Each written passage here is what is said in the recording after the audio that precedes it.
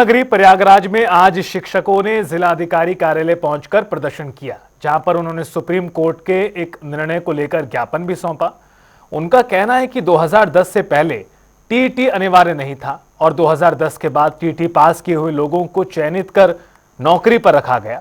लेकिन supreme court का जो अब निर्देश आया है उसे 2010 से पहले के शिक्षकों को भी टीईटी करना पड़ेगा और ऐसे में जिनकी 5 साल से एक दिन भी ज्यादा नौकरी बची है उनको इस नियम का पालन करना होगा। उन्होंने सुप्रीम कोर्ट के इस फैसले को लेकर ज्ञापन दिया है, साथ ही अनुरोध किया कि इस फैसले को वापस लिया जाए। हमारे संवाददाता एसएम आमिर की देखिए खास रिपोर्ट।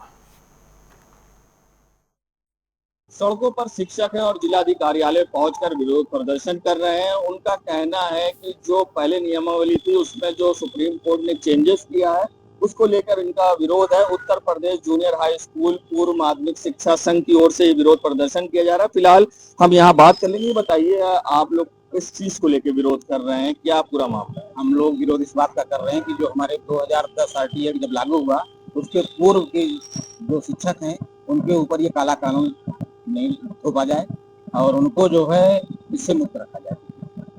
ठीक है, तो ये बताइए सुप्रीम कोर्ट ने क्या फैसला दिया और किस चीज के विरुद्ध दिया जिसको लेकर आप लोग माननीय उच्चतम न्यायालय ने नैसर्गिक न्याय के सिद्धांत के खिलाफ किसी भी नौकरी या किसी भी जो हम कार्य करते हैं उसमें जो उस समय की योग्यता होती है उसके आधार पर ही उसको नौकरी पूरी करने का अधिकार है और ये नैसर्गिक न्याय भी है। लेकिन माननीय सुप्रीम कोर्ट ने इस नैसर्गिक न्याय और सिद्धांत को जो आरटीए एक्ट 2010 लागू हुआ उसके पूर्व भी शिक्षकों को ये काला कानून थोप दिया और जिन शिक्षकों ने राष्ट्र प्रेम की भावना से पूरी तन्मयता से और शिक्षकों के मान सम्मान के लिए और उन भविष्य के बच्चों को जो राष्ट्र के निर्माता है उनके लिए जिन लोगों ने काम किया और पूरी निष्ठा के साथ उनको भी हमें ये बताएं कि 2010 से पहले क्या कानून था और 10 के बाद क्या कानून? सर 2010 के पहले आरटीए एक्ट नहीं था जिसमें कई समय समय अंतर्गत शिक्षकों की योग्यताएं अलग अलग थी। जैसे पहले सिर्फ बीटीसी होता था, उसके बाद बीएड आया, विशिष्ट बीटीसी आया, इसके बाद 2010 के बाद टीटी आया।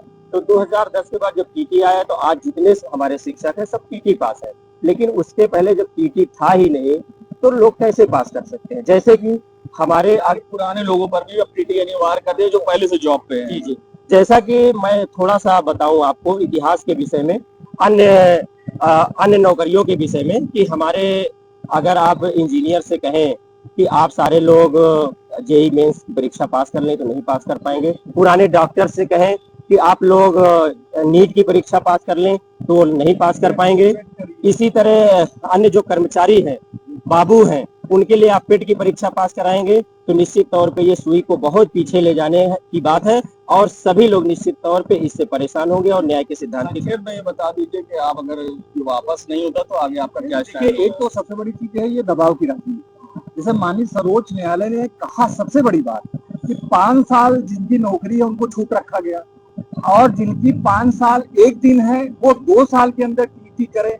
ये जो एक मानवीय दृष्टिकोण है, हमारा भारत का संविधान है, पता नहीं वहाँ कौन सी उसकी व्याख्या की गई, उसकी विलंब जिससे देखिए यहाँ पर जिस तरह से आक्रोश है, उनका कहना है कि 2010 की जो पहले की नियमावली थी और 2010 के बाद लोग टीटी पास करके ही नौकरी में आए, मगर जो लोग पहले से ही नौकरी कर रहे हैं जिन पर टीटी अनिवार्य किया गया था अब उन पर टीटी अनिवार्य करने न थोपा जाए, जिससे कि वो परेशान हो रहे हैं। और अब ऐसे में उनका विरोध प्रदर्शन है कि ये जो पूरा कानून है इसको बदला जाए। और वीडियो जर्नलिस्ट सामू कुशवाहा के संग सैयद मोहम्मद आमिर, प्रयागराज।